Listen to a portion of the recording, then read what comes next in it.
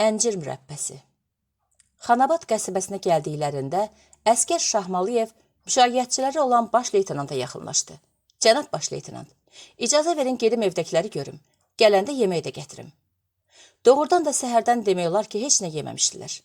Günorta 20 yanvarda avtobus gözləyərkən adama 2 piraşka yemişdilər və indi bütün əskərlərin acından dizlərinin bağı çözülmüşdü. Biraz xahiş minnətdən sonra baş leytenant soruşdu. Eviniz hardadır? Burada, yaxında. Qırmızı 2 mərtəbəli binalarda qalırıq. Binanın önündə çayçı var. Siz orada əyləşərsiniz. Mən 2 dəqiqə evə dəyib sizə yemək gətirərəm. Uşaqlar yeyənə qədər mən yenə gedib evdə mama gillə oturaram. İcazə alıb getdi. Gedəndən 5 dəqiqə sonra əlində 1 kiloqramlıq balon əncir mürəbbəsi və 2 çörəklə döndü. Mama evdə yox idi.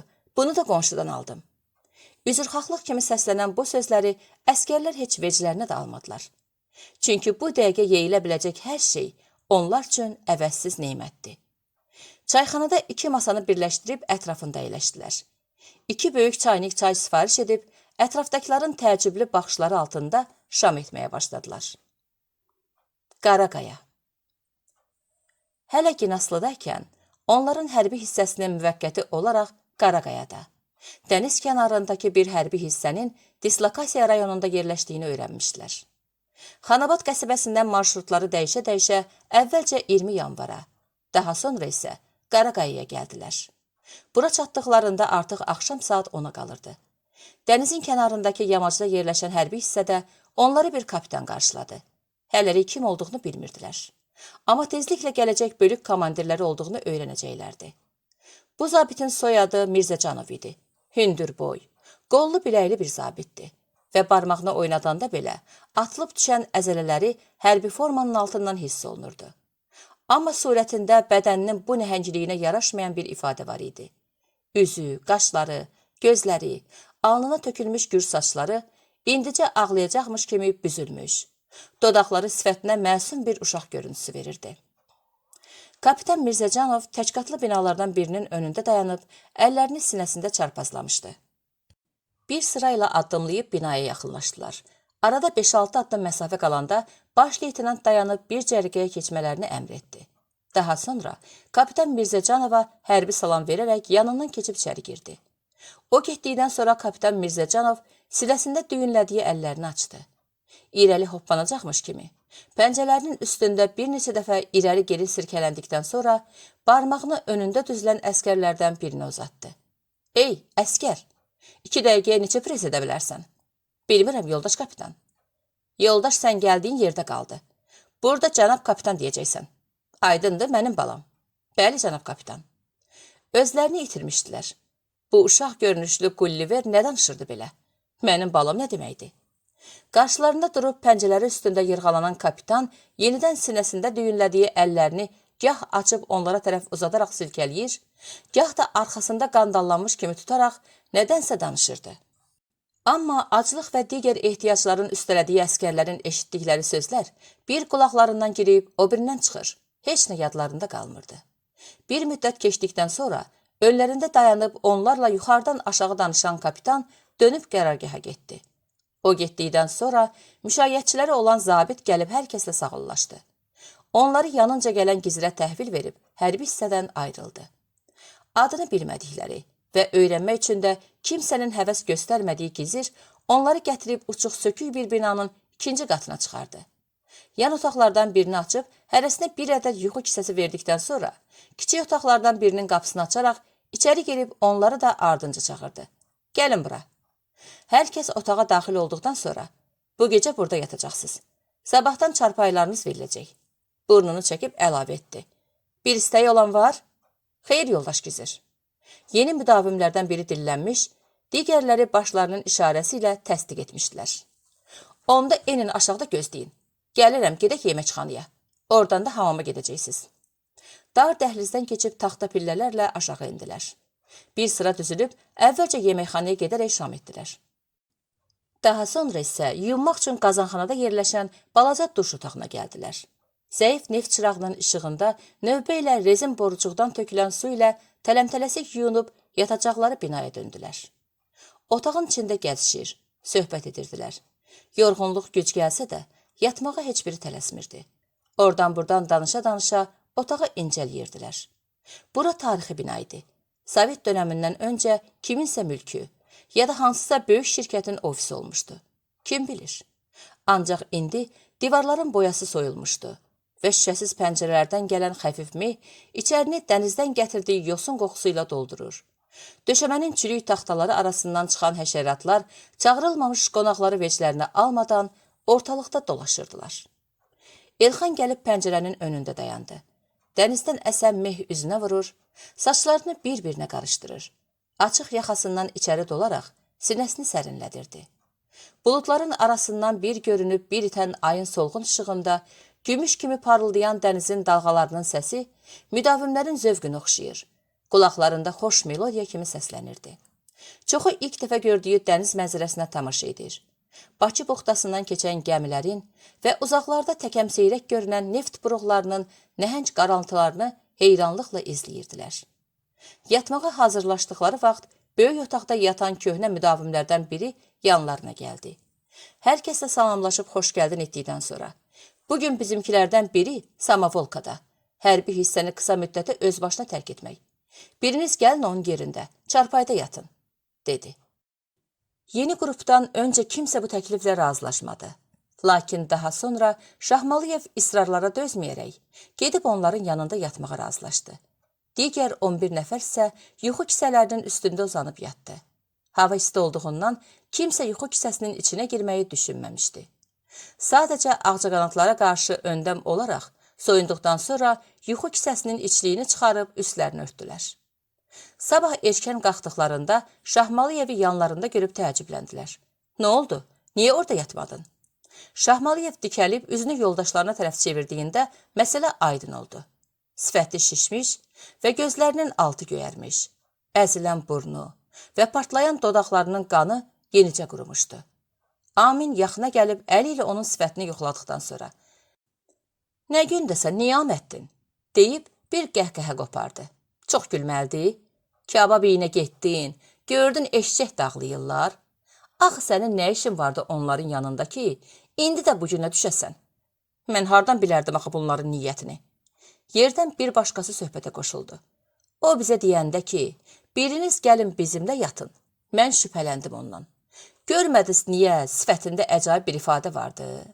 Səni aparanda da bic-bic gülümsəyirdi. Amin yenidən söhbətə qarışdı.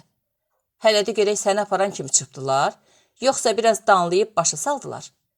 Nəyə başa salmalıydılar ki? Təvəkkül. Necə yəni nəyi?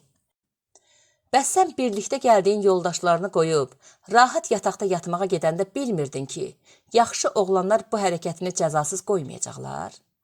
Yuxu kisəsinin üstündə bardaş qurub oturan Şahmalıyev susub başını aşağı salaraq, barmaq ucları ilə sifətinin şişib partlayan nahiyələrini ehmalca ovuşturmağa başladı. Həmin gün səhər idmanına çıxmadılar. Əvvəlcə dünənki gizir gəldi. Şahmalıyevi görən kimi. "Xeyr ola, gələn kimi avtobusun altında qalmısan deyəsən." "Xeyr yoldaş gizir. Bəs nə olub? Bu nə haldır belə?" "Gecə eşiyə çıxmaq istəyirdim, qapıya dəydim." "Yaxşı görək." Şahmalıyev dediklərinin yalan olduğunu, ən pisi isə inandırıcı yalan olmadığını bildiyindən susub gözlərini çəkmələrini burnuna tikdi. Belə. Yenə burnunu çəkib əlavə etdi. "Mənim soyadım Abdulovdur. Nəysə, indi gəlin sizə dəftər qələm verəcəyəm." Onları ləvazimat otağına apararaq hər birinə çanta, dəftər, qələm və digər dərs ləvazimatları verdi. Səhər yeməyindən sonra sıra düzülüşündə ilk dəfə müdavim bölgü ilə birlikdə düzüldülər. Artıq onlar üçün yeni xidmət günləri başlamışdı. Əskər bölüyünün komandiri kapitan Mirzəcanov idi. Tabor komandirləri isə polkovnik leytenant Qasımov İmran. Müdavim bölüyü 120 nəfər və 4 taqımdan ibarət idi. Yeni gələnlər bu taqımlar arasında paylaşdırılmışdı. Bu hərbi hissə sərt bir yamacda yerləşirdi. Bir tərəfində dəniz, yuxarı və yan tərəfində isə yastı yapalaq evləri bir-birinə söykənmiş kasıb məhəllə var idi. Əylimin çoxluğundan bu bir mərtəbəli binalar qazma kimi tikilmiş. Üstləri də beton lövhələrlə örtülüb, üzərinə torpaq verilmişdi. Normal və hündür bina bir dənə idi ki, onu da bu gəlmə taborunun istifadəsinə vermişdilər. Sahibsiz görünüşlü, yetim kimi boynunu büküb, qara yağışa qarşı illər uzunu dirənib, yıxılmamağa çalışan qapısız, pəncərəsiz bina.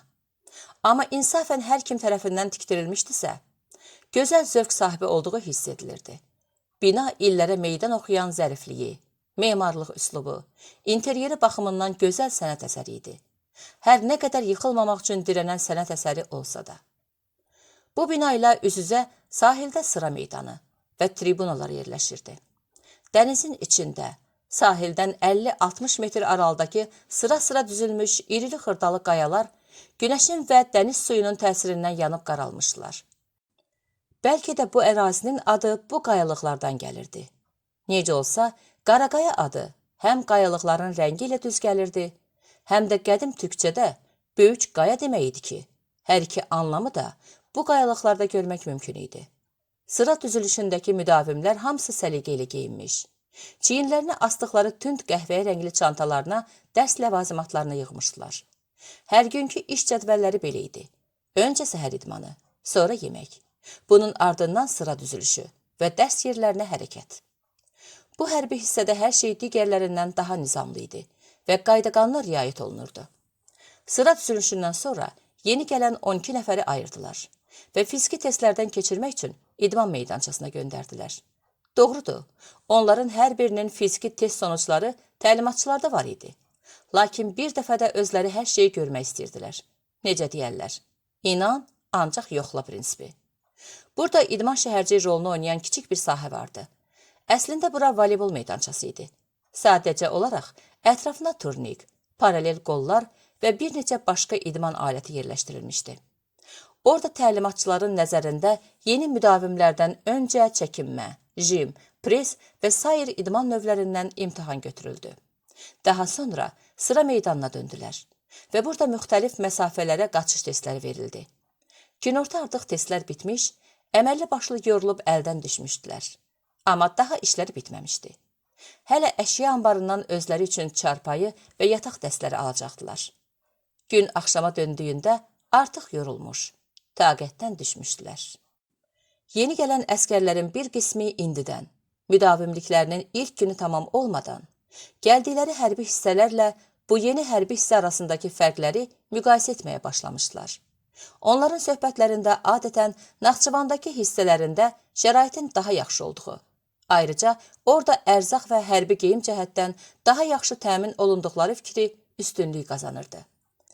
Dünən axşamki macəradan və səhər sifətinin ütü masasına dəydiyinə qərargah rəisini inandırmağa məcbur qaldıqdan sonra Şahmalıyev narazıların başında gəlirdi. Elə ilk söhbəti də o açdı. Bu nədir? Belə də yataqxana olar? Qapısı, pəncərəsi də yoxdur. Hələ yeməkxananı demirəm. Təsdiq bir an belə gecikmədi. Alı, elə bir xarabadır. Heyif deyildi bizim hissədə yenicə təmirdən çıxmış yataqxanalar. İçərisi mərmər döşəməli hamam. Doğrudur, orada da duş yox idi. Amma bizim hamamın forması elə deyildi. Məşədibat qaydası idi, amma qəşəng idi. Mərmər çarhovuzlar, hər çarhovuzun yanında 2 qupluca, döşəmədə çirkli su üçün novlar, əlavə içərdə istilik sistemi, hamama bitişik camaşırxana.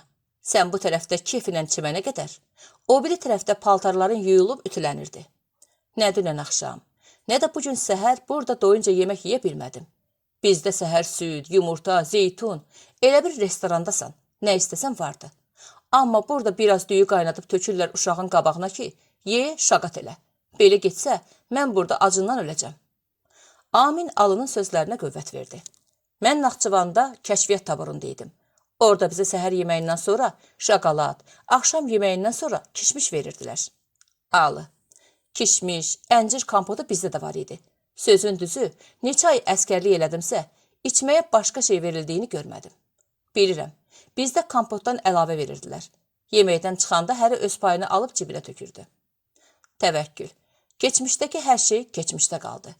Burada umduğumuzla deyil, tapdığımızla kifayətlənməyə məcburuq. Burada gündəlik həyatları Naxçıvandakindən daha fərqli və maraqlı olsa da, yataqxana şəraitləri, yeməkxana və digər şeylər sarıdan əvvəlki hissələri müqayisə edilməyəcək qədər üstün idi. Bununla belə, dərslərin intensivliyi onları o qədər məşğul edirdi ki, köhnə və yeni hissələr arasındakı fərqləri düşünməyə macalları olmurdu. Qız paltarı geyinmiş oğlan. Qaraqayaya gəldikləri bir həftə olardı ya olmazdı. Bir gün səhər yuxudan qalxdıqlarında Şahmalıyevin yatağının boş olduğunu gördülər. Yataqxananı, arxa tərəfdəki tualeti və əl-üz yulan otağı axtardılar. Amma Şahmalıyevdən bir xəbər çıxmadı. O heç kimə xəbər vermədən yoxa çıxdığından hərbi hissəni öz başına tərk etdiyi aydın idi. Əgər belə olmasaydı, o hərbi hissəni tərk etmədən öncə taqım komandirinə və ya ən azı müdavim yoldaşlarından birinə bu barədə xəbər verərək, gecə anidən yoxlama olarsa, onun yoxluğunu örtbasdır etməsini xahiş etməli idi. Səhər idmanı üçün düzüldüklərində Şahmalıyevin taqım komandiri Mustafayev Rafiq, bölük komandiri kapitan Mirzəcanova onun yoxa çıxması barədə məruz etdi.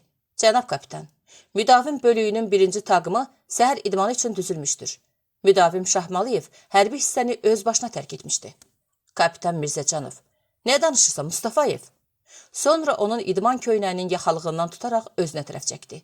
Gözlərini gözlərinə zilləyib, qıcadığı dişlərinin arasından fısıldayaraq. Sənin əlindən qaçmayıb ki? Xeyr, cənab kapitan, mənim heç nədən xəbərim yoxdur. O uşaq gəldiyi gündə sənin xəbərin olmadan avtobusun altında qalmışdı. Yadındadır? Elədir ki, var, cənab kapitan. O bura qayıdacaq və sənin bu işdə barmağın olsa, özündən küs. Aydındırmı? Elədir ki, var, cənab kapitan. Ertəsi gün axşam yoxlamasından sonra yat komandası verilmişdi. Müdavimlər yorğun addımlarla yataqxananın oyma naxışlı taxta sürahili nərdivanları ilə ikinci mərtəbəsinə qalxırdılar. Birdən taqım komandirlərindən Şükürov Əhmədin səsi eşidildi. Cəld qalxıb yuxarıda düzülün. Kapitan Mirzəcanov gəlir. Addımlarını yeyinlədən müdavimlər az sonra böyük salonda. Pəncərələrin önündə 4 sıra düzülərək bölük komandirlərini gözləyirdilər. Təxminən 2 dəqiqə sonra kapitan Mirzəcanov salona girdi və arxasına dönərək, gəl küçük, deyə bağırdı. Gördükləri mənzərə qarşısında öncə çaşıb qalan müdavimlər az sonra qəhqəhlərə boğuldular. Bəli, bu o idi. Müdavim Şahmaliyev. Ona kişi maykalarından köynək və ətək geyindirmiş. İç-içə keçirib yumruladıqları corablardan döş düzətmiş. Yastıq üzündən yaylıq bağlamışdılar. Müdavim yoldaşlarının qarşısına çıxarılan Şahmaliyev xəcalətindən qıpqırmızı qızarmışdı. Qan çanağına dönmüş gözlərini yerdən qaldırmır. Aramsız olaraq yaralı dodaqlarını çeynəyirdi. Keçən dəfəkindən daha bək döyüldüyündən üzündə və bədəninin müxtəlif yerlərində qançırlar əmələ gəlmiş. Burnu sınmış, dodaqları partlayıb cırılmışdı. O müdavim bölüyünün qarşısına çıxarıldıqdan sonra anası üçün darıxdığına görə qaçdığını deyib müdavim yoldaşlarından üzr istədi. Bir daha hərbi hissəni öz başına tərk etməyəcəyi barədə söz verib bağışlanmasını xahiş etdi. Artıq müdavim yoldaşları ona gülmür, əksinə acıyırdılar. Kimsə üzünə baxmaq istəmir, gözlərini yayındırırdı. Qarşılıqlı işgəncələri çox çəkmədi. Kapitan Mirzəcanov Şahmaliyevi gətirən əskərləri çağıraraq, aparın bunu, deyə əmr etdi. 2 əskər yaxınlaşıb Şahmaliyevin qollarından tutaraq qabaqlarına qatıb apardıqdan sonra kapitan Mirzəcanov da dönüb girişə doğru yönəldi. Lakin 2 addım atıb dayandı. Geri qayıdaraq müdavim bölüyünü başdan başa süzərək. Burada sizin nəyiniz əski idi? Hansınızın gəldiyi hissədə buradakı nizam-intizam, qayda qanun var idi? Əlbəttə heç birinizin. Bir anlıq dayandı. Qollarını sinəsində qovuşduraraq davam etdi. Bəlkə sizi incidən var? Əgər elə biri varsa, heç çəkinmədən yaxınlaşın və bircə kəlmə deyin. Hə, bəlkə sizi incidən var? Kimsədən səs çıxmadı. Hər kəs fərağatda durub dinləyir. Kapitan Mirzəcanovsa getdikcə daha da coşaraq davam edirdi. Axı bir əskərin xidmət etdiyi hissəni tərk etməsinə bəraət qazandıra biləcək səbəblərin heç biri yoxdur burada. Tam əksinə, gəldiyiniz hissələrlə müqayisədə bura hər biriniz üçün əsl kurortdur. Elə deyil bəlkə. Bəlkə sizi Nariyada göndərirlər. Bəlkə sabahdan axşama, gecədən səhərə düşmən qabağında posta durursunuz. Bəlkə bit basmış yataqlarda yatıb, naharda süfrədən ac qalxırsınız. Bunların heç biri yoxdur burada. Tam əksinə, əli təmiz, ayağı təmiz, üst başınız gül kimi. Və anidən bağırdı. Siz sadəcə harınlamısınız burada. Bəli, sadəcə harınlamısınız. Elə bilirsiniz mənim heç nədən xəbərim yoxdur. O sanki önündə düzülərək faraxat komandasında. Gözlərini də qırpmadan dayanan müdavimləri döyəcəkmiş kimi yumruqlarını düyərək əl qolunu yelləyir. Əsəbdən pörtüb qızarmış, boynunun, gicgahlarının damarları şişib üzə çıxmışdı və artıq bağırmır, öküz kimi böyürürdü. Taqım komandirləri və siz kursantlar, elə bilirsiniz ki, gecələri Samavolkaya çıxmağınızdan xəbərim yoxdur. Hamısından xəbərim var. Taksafondan zəng vurmaq üçün xəstəxananın həyətinə getməyinizdən də, Qaradokun həyətindəki çayxanada oturub boş-boş laqqırtı vurmağınızdan da, klubun həyətində gecələri səhərə qədər sevgililərinizlə görüşüb 50 hoqqadan çıxmağınızdan da, hətta bəzilərinizin ta səhərə qədər gedib qayıtmamağınızdan da xəbərim var. Amma bitdi. Buraya qədərdir. Anladınızmı? Bu günə qədər səsimi çıxarmırdım. Deyirdim gənclilər, cavandılar, enerjiləri aşıb daşır. Dərindən nəfəs alaraq davam etdi. Mən də kursant olmuşam. Bilirəm, başa düşürəm. Amma siz mənim hər şeyi bildiyim halda, bilərək göz yummağımdan istifadə etdiniz. Və mən tabur komandirinə gelib, hansısa alçağın xidmət yerini öz başına tərk etdiyini məruz etməli oldum. Başa düşürsünüz siz? Mən gedib ona, cənab polkovnik, mənim kursantım qaçıb, yoxdur, deyə məruz etməli oldum. Bunun cəzasını siz hamınız birlikdə çəkəcəksiniz, deyə sağ əlinin işarət barmağı ilə müdavim taborunu soldan sağa üzərindən xət çəkirmiş kimi göstərib davam etdi. Sırğa eləyin, asın qulağınızdan. Bundan sonra bu hissənin hasarından çölə baxanın gözlərini çıxardaram. Samavolkaydı, mamavolkaydı qurtardı. Əgər hansınızasa icazə lazım olsa, birbaşa mənə yaxınlaşın.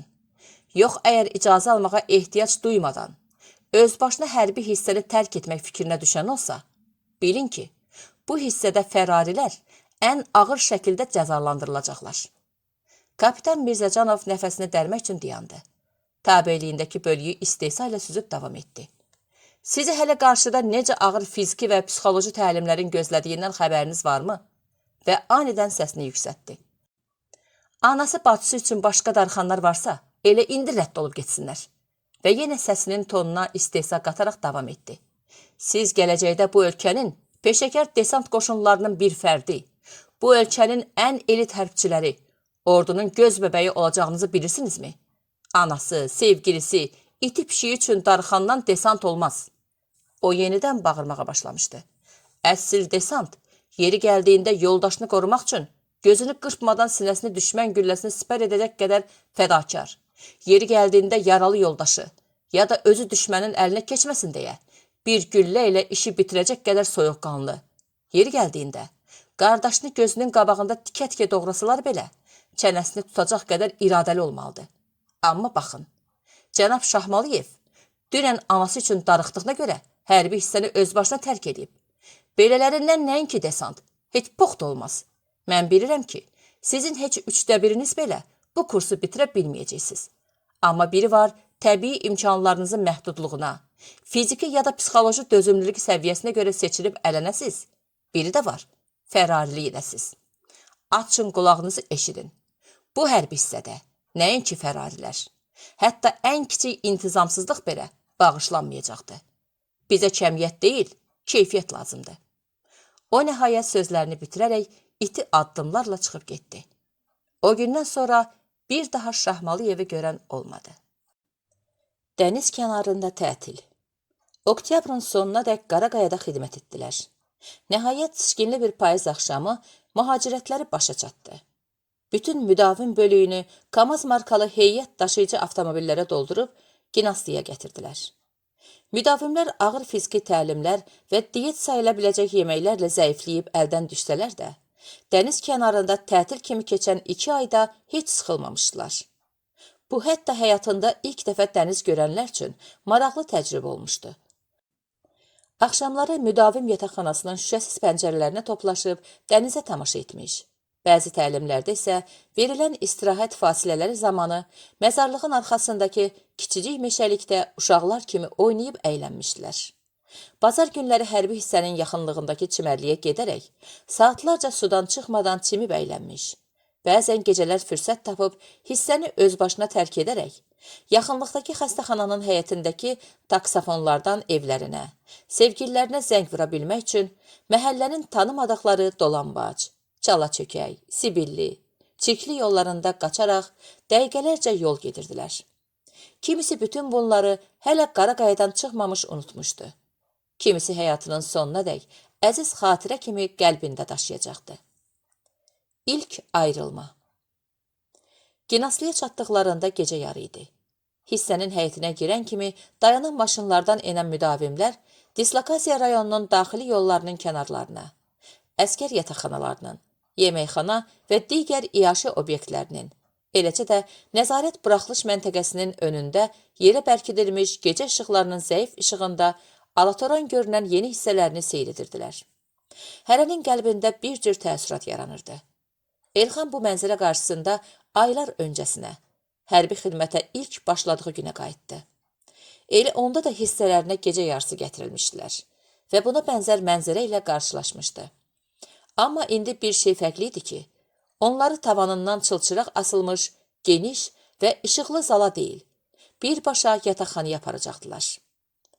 Yeni hərbi hissələrin yarımşıran düzənlikdə yerləşən dislokasiya rayonunun həyətinə xeyli sayda şam və küknar ağacları əkilmişdi. İlk baxışdan ən az 40-50 yaşlarında olduqları görünən bu həmişə yaşıl ağacların dibləri səliqə ilə təmizlənərək dırmıqlanmış. Gövdələri 50-60 sm hündürlüyədək əhənglə ağardılmışdı. Ayrıca hərbi şəhərcikdəki binaların aralarında salxım söyüd, iydə və tut ağacları əkilmişdi. Şəhərciyin yaxınlığından keçən su kəmərinin üstünə qoyulmuş nasos vasitəsi ilə hissənin içməli və təsərrüfat suyuna olan ehtiyacı qarşılanırdı.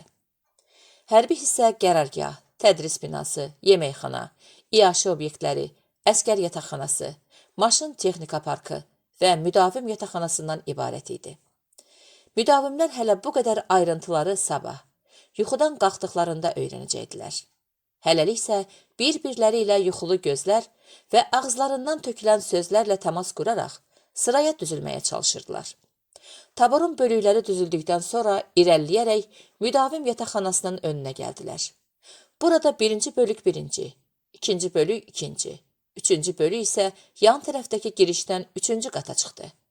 Hər kəs taqım və ad sırasına görə əvvəlcədən hazırlanmış çarpaylara uzanıb yatdı.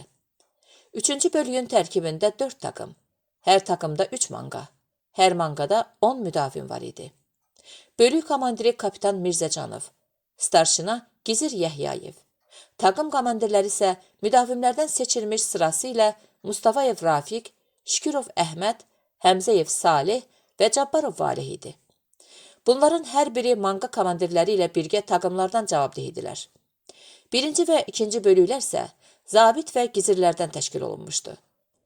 Səhər saat 7-yə 20 dəqiqə işləmiş, Gizir Yəhyayevin kardioqram kağızındakı xətlər kimi dəyişkən səs tonu ilə özünəməxsus tərzdə verdiyi diqqət, bölük, qalx komandası ilə qalxdılar. Ginaslıda keçirdikləri ilk gecə, oyandıqları ilk sabah idi. Hava tam işıqlanmamış, qaranlığın son pərdəsinə ilişib qalan duman yavaş-yavaş çəkilməkdə idi. Yataqxananın pəncərəsini açıb içəri təmiz hava doldurduqdan və yataqlarını yığışdırdıqdan sonra aşağı düşdülər. Hələ düzülüşə 1-2 dəqiqə var idi. Nərdivanın böyründəki boşluğa toplaşıb siqaret çəkməyə başladılar. Əhməd tüstünü ağzından, burnundan fıskırdıb, buranın havası Qaraqayadan təmizdir. Ceyhun onun sözünə qüvvət verdi.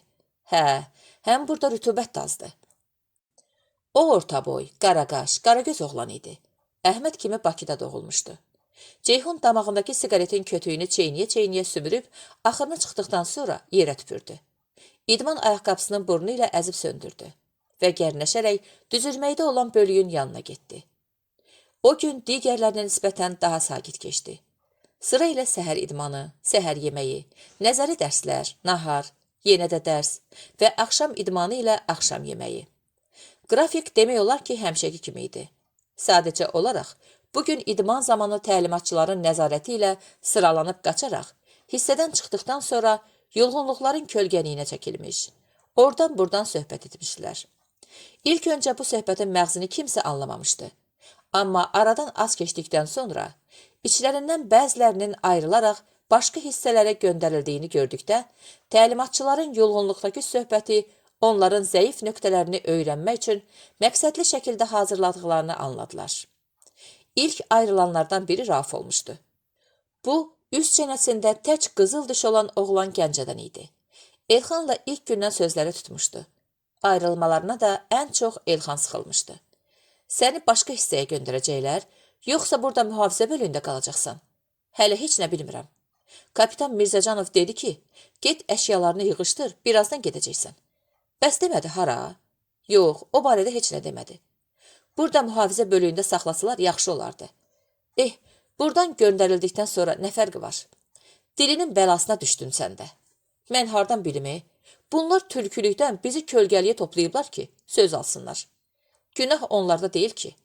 Bilirəm, günah onlarda deyil. Amma nəysə, əsas odur ki, mənim üçün bu hərbi hissədəki günlərim bitdi. Bundan sonra görək hara göndərəcəklər. Gedim qalan 2-3 ay əskərliyimi də çəkim, gedim evimə eşiyimə. Qismət olsa mülki həyatda görüşərik. Elxan bunu deyib, Raufu qucaqladı. Bir-birinə sarılıb öpüşdülər. Nümunəvidən nizam sizə. Noyabrın 1-dən nəzəri dərsləri praktik məşğələlər əvəz etməyə başladı. Öncə ərazi planının çəkilməsi, daha sonra verilmiş hədəflərin kompas və addım sayı köməyi ilə tapılması və nəhayət gündüz və gecə xəritənin köməyi ilə təyin olunmuş ərazidə hədəflərin koordinatlara görə sıra ilə tapılması. Müdavimlər xəritə ilə işləməyi müəyyən qədər öyrəndikdən sonra, noyabrın 27-sində ilk tətbiqat başlandı.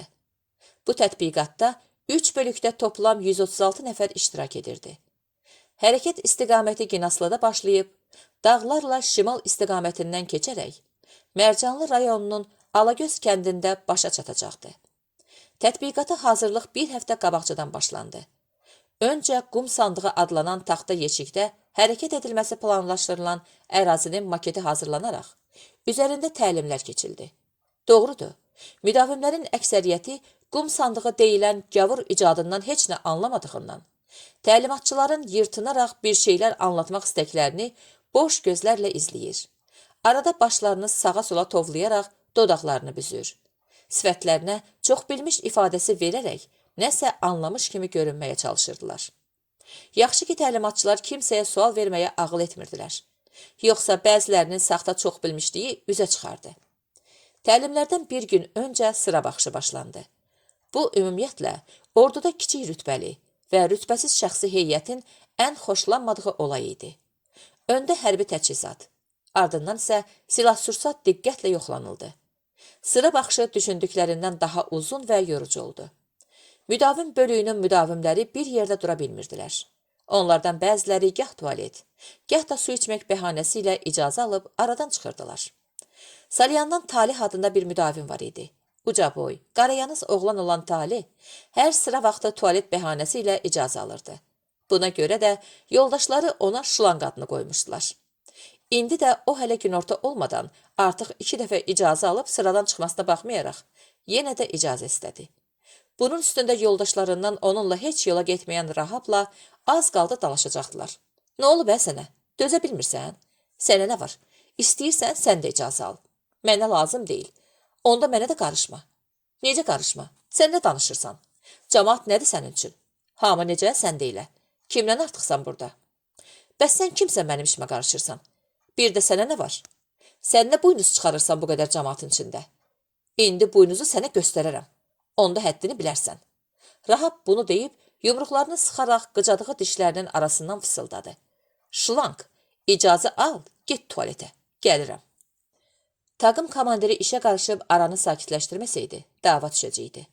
Başqa mübahisə edənlər, bir-birini dümsüyləyənlər də oldu. Gənclərin xarakteri belədir. Bu yaş dövründəki gənclər toplu halda bir yerdə yan-yana gəldilərsə, ya dava düşəcək, ya da bəzi xərdəcəllər dava salmaq üçün ortalığı qızışdıracaqdılar.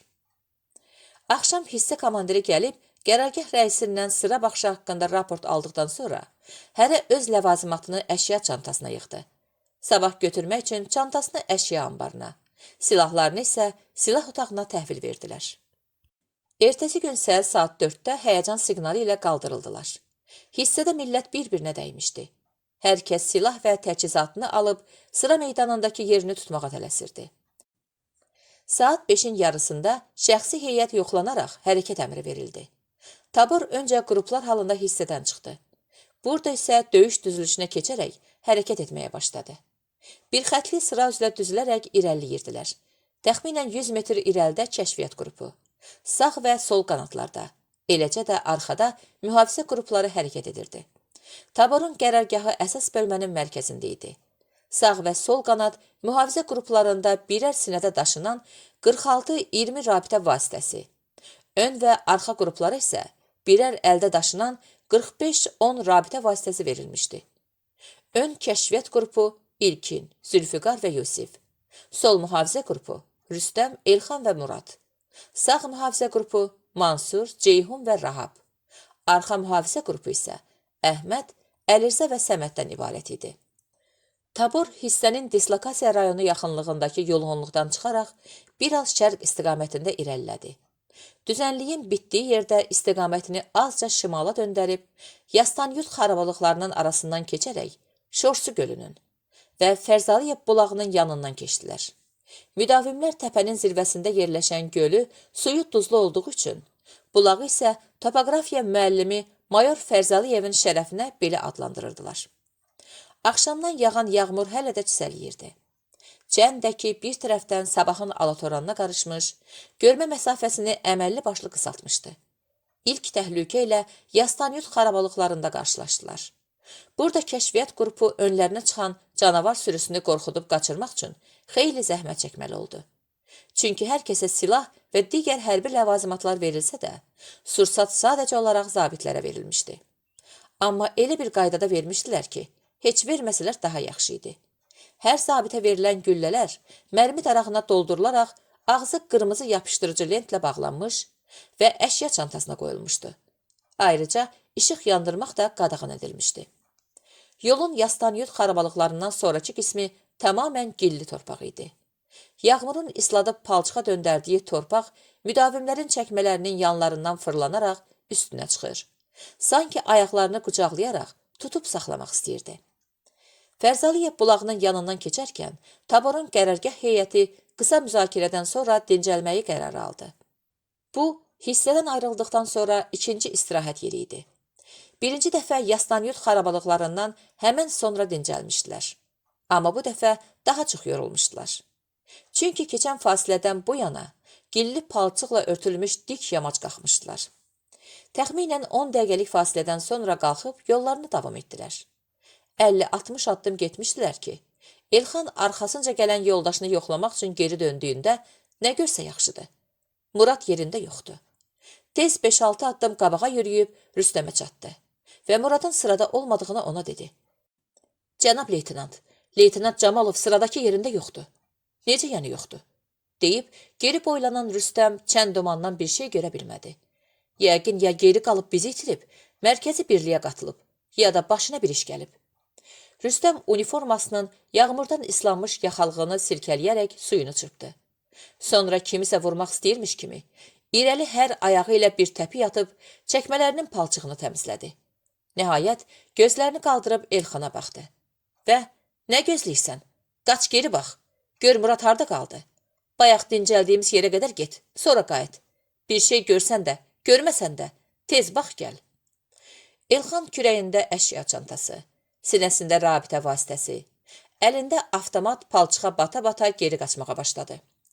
Qaçdıqca çəkmələrinin üstünə qədər dırmaşıb, hər ayağına əlavə bir put ağırlıq salan palçıq da, sanki onun işini çətinləşdirmək üçün dəridən qabıqdan çıxırdı. Nəhayət gəlib bayaq dincəldikləri yerə çatanda nə görsə yaxşıdır. Murad elə oturduğu yerdəcə şirin yuxuya dalıb. Buradaca məşhur atalar sözü yadına düşdü. Ac yavanlıq yuxu yorğan istəməz. Yanına gəlib çiynindən tutdu və silkələməyə başladı. Cənab leytenant, qalxın. Murad gözlərini yarıyadək açıb, nə olub, nə bağırırsan, deyə soruşdu. Elxan, bu da mənim yaxşılığım, deyə donquldandı. Cənab leytenant, hər kəs gedib, təkcə siz qalmısınız, dedi. Hər kəs hara gedib? Murad hələ də yuxudan ayıla bilməmişdi. Bu dəfə Elxan özünü tuta bilmədi və onu çiynindən tutub əməlli başlı silkələdi. Qalxın, tabur 1 saatdır gedib, geriyə ikimiz qalmışıq. Murad anidən gözlərini açıb ətrafına boylandı. Yaxınlıqda Elxandan başqa kimsəni görməyincə səksənib tamamən ayıldı. Ayağa qalxıb, tələm-tələsik üst başını düzəldə-düzəldə, tabur hanı? Mən də onu deyirəm də bayaqdan. Tabur gedib, siz yatıb qalmısınız. Mən qayıtdım sizin dalınızca. Lənət şeytana, Necə olub ki, məni yuxu tutub qalmışam? İti addımlarla Rüstəmin onları gözlədiyi istiqamətə yollandılar. Elə 10-15 addım getmişdilər ki, gözləməyə səbri çatmayıb, onların ardınca gələn Rüstəmlə qarşılaşdılar. Tabur cinahının mühafizəsi əmanət edilən zabitin öz tabeliyindəki şəxsi heyətə, həm də sadəcə 2 nəfərdən birinə sahib çıxa bilməməsi onu pis vəziyyətə qoyacaqdı. Bütün bunların düşüncəsi ilə sıxıntıdan və əsəbdən boğulma xəttinə çatan Rüstəm Elxana partladı. Hardasız 2 saatdır? Leytenant Camalov yuxuya qalmışdı. Necə yəni yuxuya qalmışdı? Bu nə deyir Camalov? Murad tutduğu əməldən peşman olub, utanan uşaq kimi başını aşağı saldı. Gecə yatmamışdım. Yorğunluq da bir tərəfdən güc gəlib. İnan, heç özüm də bilmirəm ki, necə olub yuxu tutub məni. Rüstəm, de tez olun, gecikdik. İndi qaçıb tabora çatmaq lazımdır. Üçü də bata çıxa qaçmağa başladılar. Az sonra Vələvir dərəsinə gedən enişin başına çatdılar. Taboru itirmələri mümkün değildi. Çünki lildə sürünən anakonda kimi arxasında böyük iz buraxaraq hərəkət etdiyindən bu iz metrlərcə uzaqdan seçilirdi. Dərəyə enən dikin kənarında oturub dincəldilər. Qaçdıqları az məsafə olsa da yorulub taqətdən düşmüşdülər. Bu arada çən də çəkilməyə başlamışdı. Dərə boyu sürünən dumanın boşaltdığı yerdə biraz aşağıda taboru gördülər. Təkrar qalxıb irəlilədilər. Bu dəfə kiminsə yatıb qalmasını istəməyən Rüstəm özü geridən gəlməyə başladı. Dərəni keçib digər tərəfdən Vələvir kəndinin xarabalıqlarına çatdılar. Burada da komandanlıq tərəfindən tabora bir neçə dəqiqəlik istirahət verildi. Zaman keçdikcə aclıq və yorğunluq şəxsi heyəti daha çox taqətdən salır. Tez-tez istirahət vermək lazım olurdu. Önəmli olan qrafikə uyğun irəliləyə bilmək idi ki, Vələvirə çatdıqlarında da nəzərdə tutulmuş qrafikdən sapma yox idi. Yenidən irəliləmək üçün komanda verildiyində artıq çoxdan ikindi vaxtı olmuş. Hələ üzünü görə bilmədikləri günəş batmağa üz tutmuşdu. Meşədən öncəki kolluqları girdiklərində artıq toran düşürdü. Biraz daha irəliləyərək gecələyəcəkləri yerə çatdılar. Bugün səhərə yaxın həyəcan siqnalı ilə qaldırılıb tədqiqata göndərildiklərində yolda onları qarşılayacaq birliklərin ərzaq gətirəcəyini, isti yeməklə təmin olunacaqlarını bildirmişdilər. Ancaq 12 saatdan çox idi ki, yolda olsalar da qarşılarına kimsə çıxmamışdı. Tabur istirahətə çəkilən kimi müdavimlər əşya çantalarından plaş çadırlarını çıxarıb, altlarını açaraq, nizamsız şəkildə necə gəldi uzandılar. Onları tanımaq mümkün değildi. Aclıq və yorğunluq nizam-intizamdan əsər qoymamış. Dünənki nümunəvi tabor getmiş, yerinə başı pozuq dəstə gəlmişdi. Yorğunluqlarını çıxardıqdan sonra 2-1, 3-1 toplanıb ocaq qalamağa başladılar. Çünki hamısı tonqal qalamasalar, soyuğun aclıqdan daha tez axırlarına çıxacaqlarını bilirdilər. Qatı duman və zülmət qaranlığın içində çox keçmədən alov dilləri yüksəlməyə başladı. Biraz qızınıb nəmlənmiş paltarlarını qurutduqdan sonra aclıqlarını daha kəskin hiss etməyə başladılar. Fanar işığına qaranlıqda kol-köz toplayan Elxan birdən dönüb ocağın yanına qaçdı və Rüstəmi çağırdı. Yoldaş leytenant, bura gəlin, burada gəvən var. Nə? Gəvən? Bəli, gəvən. O nədir? Koldur, tikanlı kol. İçində yağ olur. Köklərində və budaqlarında barmaq yoğunluğunda yağ olur. Onun yağını yeyirlər? Hə, demirəm bəs yağdır. Hardan bilirsən? Mən kətdə olanda qışda gedib dağdan yığırdıq. Sonra onu ütüb gətirirdik evə. Evdə də kötkün üstündə döyüb balta ilə doğrayırdıq. Onu inəyə verəndə tez kökərir. Amma istəyən adam özü də yeyir. Necə ki əriyin ya da başqa ağacın kilikkəsini yeyirlər. Gəvən yağı da eləcə yeyilir. Sovet vaxtı onun yağının kilosu 10 manat idi. Kim alırdı 10 manata? Dövlət. Dövlət gəvən yağını alıb neyniyirdi? Aviasiya və kosmik sanayidə istifadə olunurdu. Sonralar kimyəvi üsulla onun əvəzedicisi tapıldı. Daha almadılar. Murad böyürdən müdaxilə etdi. Hardadır sənin o gəvənin? Get bir ikisini yığ gətib baxaq. Yeyə bilsək, hamıya deyərik gedib yeyər. Onu əllə çıxarmaq olmaz ki. Bəs necə çıxarırdı sizin kəndlilər? Çəkəcək adlı xüsusi alətlə. Qoy gedim birini kəsim gətirim. Yağının dadına baxın. Mən də onun necə çəkildiyini izah eləyərəm. Elxan bunu deyib, bayaq gəvən kollarını gördüyü yerə doğru irəlilədi. rastına çıxan ilk kolun dibini süngü bıçağının ucu ilə təmizləyib köklərini kəsdi. Əlini alıb sallaya-sallaya bayaq oturduqları yerə döndü. Əlindəki gəvən kolunu Murada uzadıb. Yoldaş leytenant, buyurun, bunun içindədir yağ. Yolda kəsdiyi köklərdən birini kəsib açdı. İçindən çıxardığı lifli yağ zolağını ağzına aldı. Çeyniyə-çeyniyə bayaqki söhbətə davam etdi. Çəkəcək bilirsiniz necə olur? 2 dənə biləkdən yoğun, 1 metrlik düz ağac götürüb, hərəsinin bir ucunu yonub şiş eləyirlər. Daha sonra həmin o şiş tərəfdən, amma yarım qarış yuxarılıq zəncirlə bir-birinə bağlayırlar. Zəncir deyəndə qısa zəncir, 5-10 santimlıq. Murad, ondan necə çəkirlər gəvəni? Kolun qarşısında dayanıb, arxa tərəfindən çəkəcəyin zəncirini kolun boynuna keçirirlər.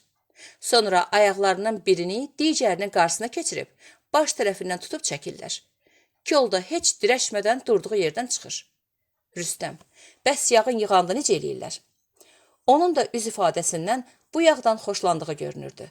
Xoşlanmasa belə, onsuz yemək üçün bu dağın başında və zülmət qaranlıqda başqa bir şey tapmaq mümkün değildi.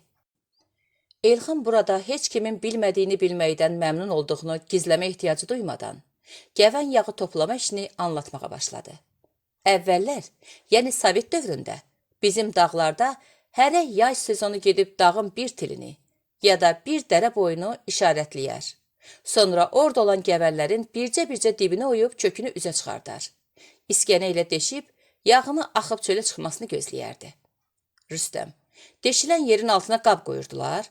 Yox əşi, qab nədir? Hər gəvəndən 5-10 qram yağ çıxırdı. O qədər az? Rüstəm təəccüblənmişdi. Axı çıxan yağ quruyurdu. Hə, belədir. Elxan davam etdi. Nəysə, 1-2 ay deşib müəyyən ərazini bitirdikdən sonra qısa bir müddətdə yağın çıxıb qurumasını gözləyirdilər. Amma bəzən heç əziyyət çəkib gecə-gündüz dağda qalıb gəvən deşənlərə məhsulu toplamaq nəsib olmurmuş. Niyə ki? Yağış yağanda sel qumu yuyub gəvən kökünün üstünü örtürmüş. Heyvan yeyirmiş. Peşarçılar gedib xəlvəti yığırmış. Amma nə qədər olmaya, gəvən bizim tərəflərdə əhalinin dolanışığında önəmli rol oynayıb. Sadəcə dağ kəndlərinin əhalisi deyil, aran tərəflərin də cəmaatı yay uzunu gəlib dağda qalıb gəvən yağı yığırlarmış. Bir adam nə qədər yığa bilirmiş? Yaxşı işləsə, əziyyət çəksə, 50-60 kilo toplaya bilirmiş. Yəni 500-600 manat qazanırlarmış. Yox, 10 manat birinci növ yağın qiymətiymiş. Belə də. İndi yağın çiklənmişi, içinə qum qarışması filan da olurmuş. Onları neçə manatdan alırlarmış? 5-6 manatdan. Sizin oralarda cəmaat lap zülüm çəkib ki. Hə, dağlıq bölgə olduğundan əkinə yararlı torpaq azdır. Ona görə də cəmaat məcburən dolanışıq üçün başqa vasitələrdən də istifadə etməli olub.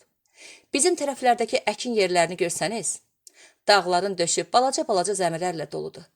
Bəs dağın döşünü necə suvarırdılar? Hər dəriyə nasos qoyurmuşlar.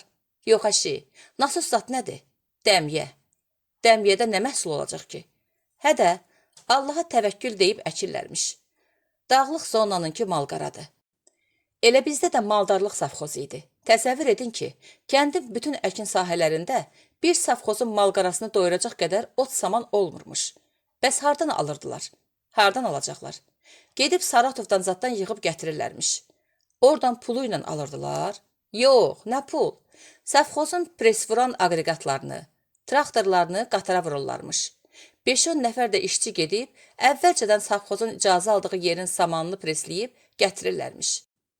O vaxtlar mən uşaq idim, ancaq yadıma gəlir. Deyirdilər ki, safxoz yol xərci çəkir, bir də işçilərə ezamiyyət pulu verir, vəssalam.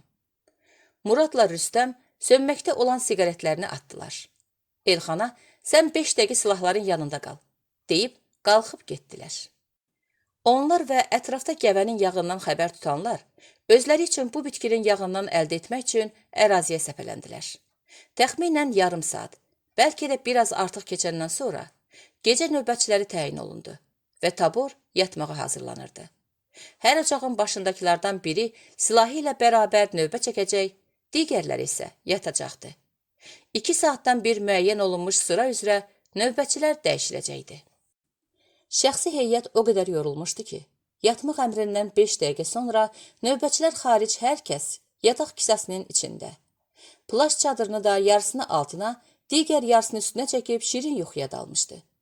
Əskərlərin demək olar ki, yarıdan çoxu sadəcə çəkmələrini və gödəkçələrini soyunub islanmaması üçün əşya çantasına qoyaraq, paltarları ilə birlikdə ölü torbasına bənzəyən kamuflyaj rəngli yataq kisələrinin içinə girib yuxuladılar.